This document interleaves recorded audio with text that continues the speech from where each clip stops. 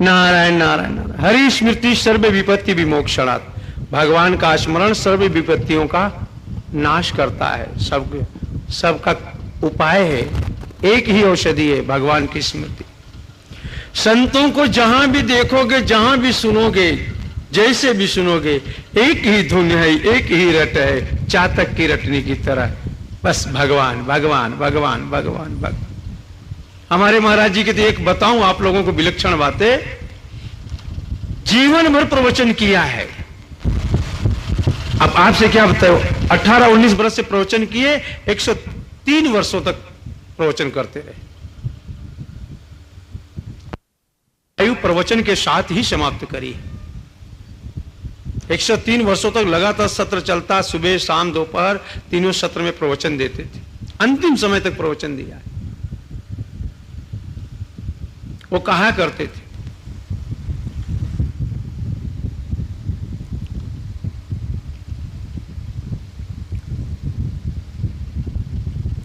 भगवत स्मृति सर्व विपत्ति विमोक्षणात्। इस बारे में उन्होंने लगातार अंतिम समय में कहते रहे। कोई आता पूछता, महाराज मैं मजबूर हूं, मेरी कन्या का विवाह करना है, भगवान को पुकारो, भगवान को पुकारो, भगवान में लग जाओ, नाम लो, नाम लो। कोई कहता, महाराज मेरा ये काम रुका हुआ है, भगवान को पुकारो, भगवान को पुकारो, भगवान में लग जाओ, भगवान का नाम लो, लग जाओ, दांत भींच के लग जाओ। कोई कहे, महाराज नौकरी लगी, भगवान वृंदावन धाम प्यारी श्यामा, प्यारो श्याम, प्यारो श्री वृंदावन धाम, प्यारी श्यामा, प्यारो श्याम, जय जय श्री वृंदावन धाम। वृंदावन बिहारी लाल की जय। ये है भगवान नाम। आप लोगों को भले ना आश्चर्य हो, मेरा तो आश्चर्य होता है, जनरेटर चल तो गई पता नहीं चलती कि ना चलती। हमें श्रद्धा बनानी है, उत्सुकता बनानी है, साधन बनाना है और आस्था बनानी है। हमारा मूल सद्धर्म यही है, आस्था में, संस्कृति में, धर्म में, संस्कार में हमारा मूल जीवन है। हमें तो चाहे जैसे आंख मूंद के, जैसे अंधा आंख मूंद के रास्ता चल देता है, तो रक्षा कौन करता है उसकी, पार कौन करता है? कोई तो करता है कि नहीं करता। मंजिल तक अंधे भी पहुंच जाते हैं। इसी तरह हमारी संस्कृति है ना, कहते हैं हिंदुओं की संस्कृति अंधे की संस्कृति है। ठीक है, हम लोग आंख मूंद कर मानते हैं। क्यों? माँ बाप की आज्ञा आंख मूंद कर मानो, बिना सोचे समझे। गुरु की आज्ञा बिना सोचे विचार मानो, आंख मूंद कर मान लो। और भगवान की बात और शास्त्रों की बात, गुरुवाणी की बात आंख मूंद कर मान लो, बिना सोचे समझे मान लो। हमारे धर्म में तो यह भी है, पति नहीं देखा जाता था, उसके पहले आंख मूंद कर कन्या पति के हाथ में हाथ रख देती थी, 7 फेरे हो जाते थे, बाद में मुख देखने का नंबर आता था, हैं? अब उस पति के साथ जीवन निर्वाह हो जाता था। ऐसी संस्कृति है हमारी। आंख मूंद कर हाथ पे हाथ धर देना, बाद में सगाई हो जाए, अग्नि परीक्षा हो जाए, सब हो जाए, तब मुंह खोल के दिखा देना, तुम अपना मुंह दिखाओ, मैं अपना मुंह दिखाऊं। पहले ब्याह हो जाए, सगाई हो जाए। ऐसी प्रथा थी, आज थोड़ी घट गई है, कलयुग खूब आ गया है। आज तो बिना देखे लड़का भी नहीं मानता, लड़की भी नहीं मानती। ऐसे हुए हैं हमारे पूर्वजों के विवाह, आंख मूंद कर हुए हैं, बिना पता ही नहीं है कि कन्या कितनी बड़ी है, कैसी है, सांवरी है कि गोरी है, पता ही नहीं है, बर का पता नहीं था। आंख मूंद कर विवाह होते थे, आंख मूंद कर धर्म की बात मानी जाती थी। दादा दादी कह देते थे कि ये पक्षी है, वही पक्षी। कौवे को दादा दादी ने कभी कबूतर नहीं बताया, कौवा ही बताया है। कबूतर को कबूतर ही बताया। इसलिए जो कुछ होगा वो तो सब बड़े लोग कभी झुठलाएंगे नहीं, धर्म कभी नहीं झुठलाता। माता पिता हमारे हैं, वे जो कह दे आंख मूंद कर मान लो, कभी हमसे धोखा नहीं करेंगे। गुरु धोखा नहीं, ईश्वर धोखा नहीं करेगा। इसलिए बड़े पूज्य हैं माता पिता, गुरुजन, संतजन और भगवत जन। आंख मूंद कर मानने की बात है। यहाँ कोई चतुराई या कोई होशियारी नहीं करनी चाहिए। हमारा धर्म चतुराई होशियारी को बिल्कुल नहीं मानता। भगवान तो बिल्कुल ही कहते हैं कि छल कपट मत करो, मुझे प्राप्त कर लोगे। इतनी सी बात करने में क्या देर लगती है। आज हमारी भारतीय संस्कृति के मातृभूमि के सब बच्चे गंगा जमुना के बच्चे हैं। वो जल पीते हैं गंगा जमुना का, गोदावरी का, नर्मदा, ताप्ती, सतलुजा का, कावेरी, कृष्णा का जल पीते। ये सब ब्रह्मवर्षिणी है, ब्रह्मलोक से आई हुई हैं। हमारे ऋषिगण ब्रह्म ऋषि थे, ब्रह्मलोक से आए हुए हैं। हमारे भगवान की संतानें सब ब्रह्म संतानें हैं। इसलिए हमारे शास्त्रों ने गूंज गूंज कर कहा है, घबराओ मत, तुम ब्रह्म के अंश हो, ईश्वर के अंश हो, ईश्वर की संतान, परमात्मा की संतान हो। जब हम परमात्मा की संतान है तो इसमें शंका क्या है, खोज किस बात की है।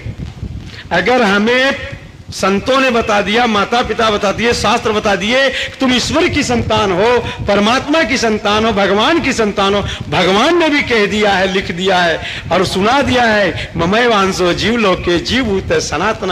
हे बच्चों, हे प्यारो, हे जीवों, तुम मेरा अंश हो, मेरी पुकार करो, मेरी तरफ देखो, मेरी आराधना करो, मुझे पुकारो।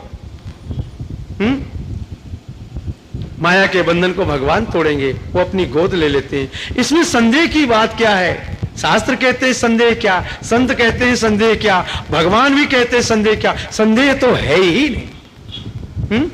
हम भगवान के हैं, भगवान हमारे हैं। एक दो बातें दोहरा ले और सब लोग दोहरा लोगे तो अच्छा होगा। हम तो रोज दोहराते हैं, हमारे महाराज जी का दिया हुआ है और इसमें सच बात रोज दोहरानी चाहिए और बड़ी सरल है।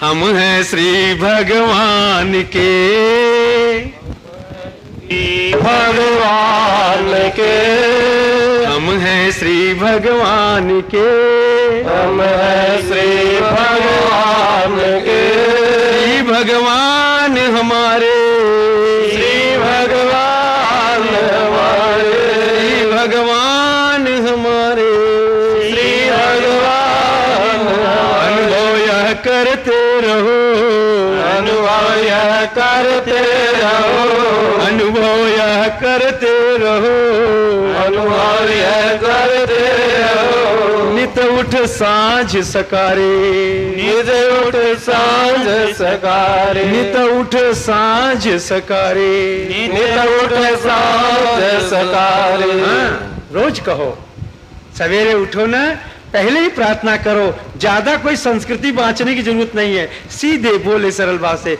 हे भगवान हम आपके हैं, आप हमारे हैं। हर बात में हे नाथ आप हमारे हैं, हम आपके हैं। हे मेरे नाथ, हमारे स्वामी जी का एक महामंत्र है, हे मेरे नाथ मैं आपको भूलूं नहीं। हर काम करते हुए, हर विचार करते हुए, चलते फिरते सोते जागते भगवान से ये की पुकार, हे नाथ हम आपके हैं, हे प्रभु हम आपको भूले नहीं, हे नाथ हम आपको भूले नहीं। जय राम, राम श्री राम, जय राम, जय जय राम, श्री राम जय राम, जय जय राम। आज एक भक्ति चरित्र कहते हैं, बहुत ध्यान पूर्वक श्रवण करें। चरित्र सुनने से बहुत कुछ बन जाता है, चरित्र सुनने से ही चरित्र बनता है। इसीलिए हमारे गोसाई महाराज ने कृपा करके रामचरित्र मानस की रचना करके, निर्माण करके हमारे देश का चरित्र उसमें जोड़ दिया है। उसमें दिखाया है, प्रभु का चरित्र सुनो, उनके भाइयों का चरित्र सुनो, उनके माता पिता का चरित्र सुनो, ब्रह्मा जी का, शिव जी का चरित्र सुनो, नारद का चरित्र सुनो, याज्ञवल्क्य जैसे ऋषि का, महर्षि का चरित्र सुनो, वशिष्ठ विश्वामित्र का चरित्र सुनो। और बताए हैं नारियों में सुपर्णखा का चरित्र देखो, और एक तरफ जनक जननी जगदम्बिका सीता का चरित्र देखो, सासुओं में कौशल्या का देखो, और भी सासू देखना है तो सुमित्रा और कैकेयी को देखो। देखो इन तीनों में कौन सी सासू अच्छी लगती है। बहुओं में चारों हैं, श्रुति कीरत, मांडवी, उर्मिला और सीता। देखो बहुओं के चरित्र, सबके चरित्र है। रावण से लेकर राम का चरित्र है, भुसुंडी का चरित्र है, गरुड़ का चरित्र है। पूरा चरित्रों का निर्माण है रामचरितमानस में, और एक से एक दिव्य है। इसलिए चरित्र सुनने से चरित्र निर्माण होता है। आयु चली जाए, समय चला जाए, धन चला जाए, जवानी चली जाए, शरीर चला जाए, जाने वाले हैं, जाएंगे ये सब, पर हमें क्या करना है आकर? हमें तो केवल एक चरित्र निर्माण करना है, बने हुए सीमा में रहना है, कोई मर्यादा का उल्लंघन नहीं करना है। राज्य का, धर्म का, संस्कार का, संस्कृति का, घर का, परिवार का, समाज और जाति का, वर्ण और गोत्र का, अपने लिंग का, नारी हो तो नारी की मर्यादा में, पुरुष तो पुरुष की मर्यादा में, कुंवारी को मर्यादा में रहना है, विवाहिता को मर्यादा में रहना है, बहन को बहन की मर्यादा में, पत्नी को पत्नी की मर्यादा में। कितनी मर्यादाओं की रेखा खींची है, पूछो मत। इन मर्यादाओं में, जैसे वो आजकल पेपर में चौकड़ी नहीं आती, उसमें बहुत से खाने बने होते हैं और कहते हैं यहां से शुरू करो और यहां निकलना होता है, फिर उसमें घुमा घुमा के निकलना होता है। कहीं अटक गए तो मुश्किल होता है, कहीं अटको मत, चाहे कितना भी घूमना पड़े, लेकिन जाओ एकदम सही मार्ग पे, खाना पूर्ति आती। ऐसे वे संसार के खाने हैं, वर्ग हैं, इन वर्गों में जीव को घूमना पड़ता है, कितना भी घूमना पड़े, कितना भी मुड़ना पड़े, कितना भी चलना पड़े, ऊपर नीचे होना पड़े, लेकिन ठीक रास्ते पहुंचो, ठीक मंजिल पर पहुंचो। यह है जीवन चरित्र। कहीं अटको मत, कहीं भटको मत, खटक निकाल दो, अटक मटक चटक फटक खटक सब निकाल दो। अपने तो इन सब से कोई मतलब नहीं। कैसे रहो? सीधा और सरल, सुगम, सहज, मृदुल रहो। नवधा भक्ति के लक्षण सबरी के हैं। सबरी की देखो जीवन चरित्र, राम पैदल चलकर जाते हैं सबरी के गृह, गजब है। आओ, एक करमई तीबाई है, अभी अभी ये 300-400 वर्षों की कथा है। कथा में आता है, उजागर करके अपने जीवन चरित्र का निर्माण करके भगवान को पाती हैं। ऐसी मीरा है, ऐसी कर्मा है, ऐसी ही एक गोपी है, वो करमई तीबाई है। ब्राह्मण राजपुरोहित पारसनाथ के घर में जन्म लिया है। ये जयपुर खंडेला क्षेत्र की है। जयपुर खंडेला में शेखावतों का राज्य रहता था। राजपूत शेखावत राज्य करते थे। उन राजाओं के यहां पारसनाथ राजपुरोहित थे। पारसनाथ राजपुरोहित होते हुए भगवान की संध्या वंदन पूजा में लगे रहते, शालिग्राम की उपासना करते, विष्णु की उपासना करते, स्वाध्याय में भागवत पुराण करते थे। भागवत पुराण उनका नियम था, नित्य प्रति एक अध्याय करेंगे, एक अध्याय नित्य प्रति करते, कथा करते, और कोई काम नहीं। राजपुरोहित थे, राजा के यहां से बहुतायत धन आता था। राजा के दरबार में नित्य प्रति पुराण की कथा होती थी। पत्नी सहित जाते थे। वहीं जो राजा के यहाँ भिक्षा दीक्षा मिलती, दक्षिणा, वो लेते, ग्रहण करते और वहीं कथा श्रवण कराते। संध्या होती, अपने जो राजकोष से गृह मिला था उसमें निवास करते। पंडित जी बड़े सरल, बड़े प्रिय, मृदुभाषी थे। कथा बड़ी मीठी कहते थे। भागवत को ऐसे समझाते, प्रथम प्रकरण से शुरू करते, अंत में भगवान की बाल लीला का प्रकरण करते। मुनियों का, महर्षियों का चरित्र खूब विधिवत बताते। सुदामा चरित, प्रहलाद चरित, ध्रुव चरित, अनेक चरित्रों का भंडार भागवत में भरा है। चरित्रों को कह के और जो है सबको प्रमोदित करते, आनंदित करते। जहां पुराणों की कथा और पुराण के भक्तों का चरित्र होता है, इसके श्रवण करने से, श्रुतियों का अध्ययन मनन करने से मानव जीव इस जगत में, इस जीवन में ही अपने भीतर ही एक वैकुंठ बना लेता है, उसी में भगवान को प्रकट कर लेता है। पारसनाथ बड़ी बढ़िया रोचक कथा करते भागवत की। भागवत की कथा करते करते करते करते युवा अवस्था आ गई। सुशील पत्नी पंडितानी थी, परस्पर जीवन था, कभी किसी से लड़ाई झगड़ा नहीं करते थे, आपस में भी कभी कटु वचन नहीं करते थे, बड़े ही मृदुल थे। पत्नी नित्य प्रति अपने स्वामी की, पंडित की खूब सेवा करती थी।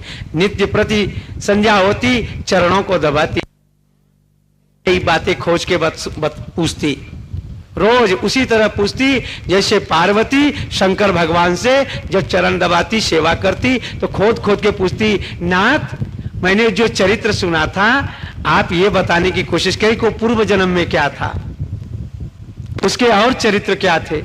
एक एक बात खोद खोद के पूछती ही रहती। ऐसी जिज्ञासा थी कि कथा में से कथा, कथा में से कथा, कथा में से कथा निकालती। यानी रुचि लग गई थी, दूसरी कुछ सुनने की, चाहने की, दूसरी कुछ समझने की इच्छा ही नहीं, केवल एकमात्र भगवत चरित्र सुनना और चरित्रों के बारे में खूब मनन चिंतन करना। उन्होंने ऐसा क्यों किया, उनको ऐसा दंड क्यों मिला, भगवान ने उन्हें दर्शन लेट क्यों दिया, फिर उनका जन्म शूद्र में क्यों हुआ, वो क्यों ब्राह्मण योनि में गए, फिर उनका पतन कैसे हो गया, फिर उनके संतान क्यों नहीं हुई, इतने बड़े राजा थे, फिर यज्ञ में संतान कैसे, नाना प्रकार की बातें, कोई भी भ्रम रह नहीं पाता था। सारा भ्रम का निवारण उस पुराणों में होता, कथा में होती। जिज्ञासा करनी चाहिए। आज के लोगों को सुनने की तो फुर्सत नहीं, जिज्ञासा तो आती ही नहीं। जैसे कोई बहुत बड़ा कीचड़ हो, दलदल हो, उसमें बुदबुदा उठता ही नहीं। आज के लोगों में जिज्ञासा ही नहीं उठती। सुनते तो हैं, समझते तो हैं, अरे बहुत बड़ी कृपा है जो भगवान के कथा सत्संग में आते हैं,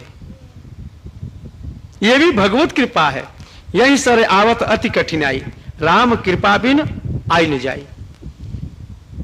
इस सरोवर के किनारे, मान सरोवर में एक बात लिखते हैं गोसाई जी महाराज रामायण में कि मान सरोवर में इतना शीतल जल है, उसमें कभी भी काई नहीं है, उसमें कोई घोंघी नहीं है, कोई सीपी नहीं जाती, एक कीड़ा नहीं पड़ता, इतना निर्मल जल है। तो जानते हो क्या होता है, उस सरोवर में कौवा नहीं जाता, बगुला नहीं जाते। क्यों? कि बगुले को चाहिए किनारा और काई, उसमें से टपक टपक के देखकर कीड़े खाने की आदत है, और कौवे को चाहिए घोंगी और सीपी निकाल निकाल के तोड़ के खाने की। जब उनके विषय उसमें मिलेंगे नहीं तो वो जाएंगे क्यों? ऐसे ही सत्संग रूपी सरोवर में यहाँ कोई रोचकता मिलती नहीं, कोई मनोरंजन, लड़ाई झगड़ा को मिलता नहीं। यहाँ तो धर्म और संस्कार की बातें हैं, इसलिए यहाँ तक आने में आनाकानी होती। सब नहीं आ पाएंगे, यहाँ तो भगवान की कृपा वाले ही आएंगे।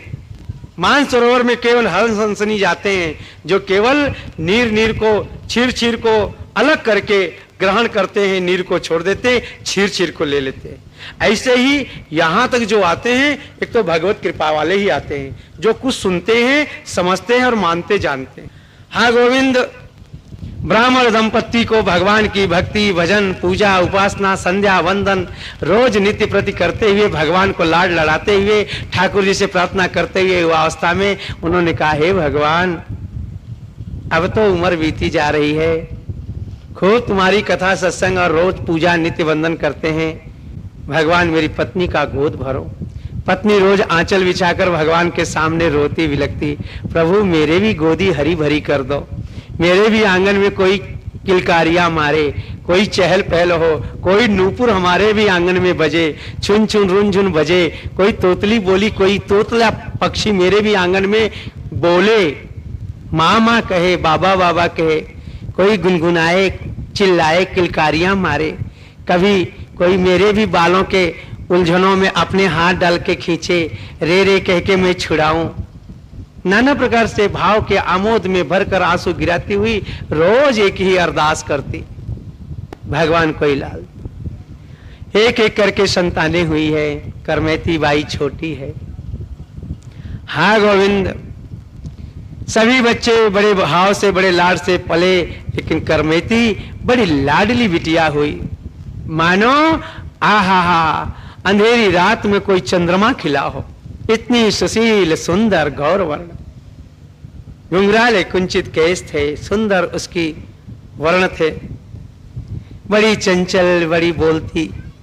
आहा, माता को मानो गोद में आते ही माता रोमांचित हो जाती थी। पिता के गोद में जब बाबा बाबा कह के बैठती, कहीं थके मांदे आते थे, बाबा की गोद में बैठती, लाडली को पाते ही मानो बाबा के सारे श्रम छू मंत्र हो गए हैं। दिन भर की जितनी कही सुनी है, सोची समझी है, दिमाग की गर्मी उतर जाती। लाडली को लेते, चूमते, सिर पे हाथ घुमाते, छाती से लगा लेते, मानो कोई निधि मणि रत्न पाया हो। माता पिता को खूब प्यार देती, घर में बाबा दादा को सबको प्यार देती, स्वजनों को प्यार देती, भाई बहनों को भी प्यार देती। वह चुलबुली इतनी थी कि दो दो पल में गोद बदल लेती, कभी भैया की गोद, कभी बहन की गोद, कभी बुआ की गोद, कभी मैया की गोद। एक दूसरे की गोद में जाने के लिए मचलते रहते, सबको मानो आमोद प्रमोद से खिलखिलाहट कर दी। जीवन बढ़िया बीतता गया है। हाँ, लड़की के ऊपर रोज नित्य प्रति हाथ फिरते थे आशीर्वाद के हाथ फिरते फिरते वो कन्या लता पता छुई मुई की तरह लंबी हो गई। देखते देखते लंबी हुई, माँ कहने लगी देखो ना, ये जब आती है मुझसे लिपटती है तो मेरे कमर बरोबर हो जाती है। कुछ दिन के बाद में और रोकर कहती, समझा कर, सुनो सुनो, देखो अभी कल तक तो ये हमारे कमर तो याद देखो छाती तक हो गई। अरे बोले बावरी है, बच्ची जाती है, केले की खंभे की तरह बढ़ती रहती नित्य प्रति, रोज रोज 6-6 इंची बढ़ जाती है। भाई भाग्यवान, इसे दूसरे के घर जाना है ना, ऋण होता है तो सिर पे लदा हुआ दिखता है, धन नहीं लदा हुआ दिखता। कन्या पराया धन है, दूसरे घर जाना है, हमें इसको दान देना है ना, इसलिए बड़ी चिंता होती है। जैसे ऋण बढ़ता जाए और चिंता भी बढ़ती जाए, ऐसे कन्या के बढ़ने से माता पिता को चिंता हो जाती है, उसी तरह जैसे धन का ब्याज बढ़ने से। माता पिता सोचने लगे कन्या बढ़ती जा रही, पिता भी सोचे मेरी कन्या बड़ी हो गई है। रोज कथा में जाती, राज दरबार में कथा श्रवण करते करते राजा आदि को प्रणाम करते, सभी प्यार देते थे। एक दिन रानी और राजा ने कहा, पारसनाथ आप अपनी कन्या को साथ में लेके जाते हैं, आह बड़ी प्यारी बिटिया है, देखते देखते अपनी आंखों के सामने ये बड़ी हो गई है, अत्यंत सुंदर है। सिर पर पल्लू रखो और इसे पूर्ण अंग कपड़े पहनाओ। अब इस कन्या को किसी और को देना है, ये सुशील कन्या है, अत्यंत सुशील कन्या है। आहा, राजा रानी ने कहा धन्य है भाग्य मेरे, इस दरबार में इस कन्या के दर्शन करने से, सभा को दर्शन करने से सारी सभा हर्षित हो जाती है। मानो आहा, कोई फुलवाई के बीच में कोई दिव्य जुगनू टिमटिमाता हो, इधर उधर घूमता। ऐसी कन्या सभा की शोभा, कथा की शोभा होती थी। कन्या बचपन से ही पिताजी के सामने जब बैठती, एक टक पिताजी की कथा सुनती। बच्ची थी, भाव से विभोर हो जाती, करुणा करके रोती थी। जब कोई प्रसंग बढ़िया आते थे, विरह के या भगवान के मिलन की, भगवान के सुंदरता की, भगवान के आमोद प्रमोद की, भगवान के बाल्य लीला की जब कथा आती तो कन्या की आंखों में आंसू आ जाते। अभी भगवान के बाल लीला की कथा सुनती तो आंसू आते थे, ज्यों ज्यों कथा श्रवण करती भाव बढ़ते गए। किशोरावस्था जब भगवान की श्रवण करती तो उसके मन में लगता गोपियों की कथा, कहीं चीर लीला, कहीं दही माखन की लीला, कहीं मटकी फोड़ लीला। जब किशोरावस्था की लीला होती गोचारण आदि की, तो करमैती के मन में आती यह श्याम सुंदर मुझे कब मिलेगा। अपने बाबा से कहती, बाबा तुमने कथा सुनाई ना? हाँ हाँ बिटिया, क्या सुनी? बाबा एक बात पूछूं? पूछो पूछो बिटिया। बाबा वो जो आपने यशोदा के बेटे श्याम सुंदर की बात कही ना, बहुत सुंदर वर्णन किया आपने। हाँ हाँ बिटिया, वो श्याम सुंदर अत्यंत सुंदर है, 3 लोक से न्यारा है। अरे वो ब्रजराज है, ब्रज किशोर है, ब्रज चंद है। हाँ हाँ बिटिया, इसके जैसा कोई कुंवर नहीं है। मैं तो उसके रूप का लालायित हूँ। ऋषि मुनि महर्षि गण लालायित है, ज्ञानी योगी जन लालायित होते हैं उसके रूप को। यहाँ तक कि माया और वसुंधरा योग माया भी उसकी लालायित होती है। उसकी छवि अत्यंत सुंदर, उसकी बाणी अत्यंत सुंदर, उसके अंग प्रत्यंग सब सुंदर हैं। उसकी बोली, उसकी भाषा, उसकी चाल, उसकी लटक, उसकी जटक अत्यंत सुंदर है। उसकी सुंदरता का वर्णन वेद करते हैं, पुराण करते हैं, शास्त्र करते हैं। उसका नाम, उसका गुणगान जहां भी होता है वो शास्त्र पूज्य होते हैं, पुराण पूज्य होते हैं, वो संत पूज्य होते हैं, वो ग्रंथ पूज्य होता है, वो माहौल पूज्य होता है, वो मंदिर पूज्य होता है, वो स्थान पूज्य हो जाता है जहां उस श्याम सुंदर की चर्चा होती है। अच्छा बाबा, कभी वो किसी से मिलते भी हैं? अरे बिटिया, भला वो उसकी तो एक ही विरध है, कोई उसे पुकार के तो देखे, उससे मिलने की याद करके देखे, उसके लगन लगा के देखे तो सही। वो तो अगर युद्ध हो तो मैदान साफ करके मिलने जाता है, उठा के लाता है, चुरा के लाता है। उससे जो प्रीति करती वो रह नहीं पाता है। अच्छा बाबा, वो राजा का लड़का है। अरे बिटिया क्या कहना, वो जिसके यहाँ जाए वही राजा होता है। वो जिसके यहाँ जाए वही राजा होता है, जिसको अपनाए वही रानी होती है। अब तो करमैती कहे बाबा, करमैती के मन में पिताजी की बातें सुन के, कथा सुन के और उनके गुणगान सुन के पिताजी कहते हुए हर्षित हो जाते, आंखों में आंसू आ जाते, हृदय छलक जाता। बिटिया को जब बाप का हृदय छलकता दिखता तो उसके भी आंख में आंसू आ जाते। बाबा, वो कृष्ण कन्हैया मुझे भी मिलेंगे, वो श्याम सुंदर मुझे मिलेंगे? क्यों नहीं बेटी, लगन लगाओ। कैसे लगाएं बाबा? मूर्ति ला देंगे तुम्हें। मूर्ति ला दिया, मूर्ति की पूजा करने लगी, रोज श्रृंगार करती। बोले बाबा इन्हें क्या माने? बोले जो भी मान ले बिटिया, कुछ भी मान सकती है, पिता मान ले, कुछ भी मान ले, कैसा भी मान ले, जो